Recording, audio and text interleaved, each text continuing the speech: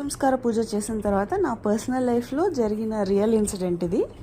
నాకు చిన్నప్పటి నుంచి ఊహ తెలిసినప్పటి నుంచి పాములు కల్లోకి వచ్చేవి. చాలా ఫ్రీక్వెంట్లీ నాకు డ్రీమ్స్లో స్నేక్స్ వచ్చేవి. అయితే నన్ను చంపేసేది, లేకపోతే నన్ను చేజ్ చేసేయడం, లేకపోతే నేనే పాములే చంపేసేదాన్ని. డ్రీమ్స్ ఈ మూడే రొటేట్ అవుతూ ఉంటాయి. నాకు అప్పుడప్పుడు బ్లడ్ కూడా కనిపించేది. అయితే మా పేరెంట్స్కే చెప్పేదాన్ని రెగ్యులర్లీ చిన్నప్పటి నుంచి, అంటే లైక్ ఎవ్రీడే చెప్పేదాన్ని.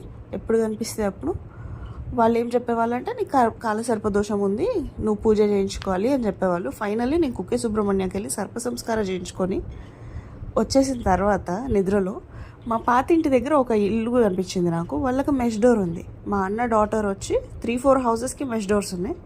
వచ్చి నాకు చెప్పింది, పండత్త వెళ్ళి డోర్ ఓపెన్ చేయి, పాములన్నీ మెష్ డోర్స్ మీద ఉన్నాయి, డోర్ ఓపెన్ చేస్తే పోతాయేమో అని. నేను డోర్ ఓపెన్ చేసా. చిన్న పాము నుంచి పెద్ద పాము చాలా ఉన్నాయి, డిఫరెంట్ స్నేక్స్ కలలో.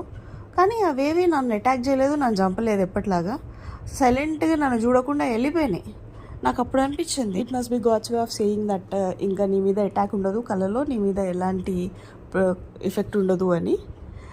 Thank you God for this. Thanks for watching.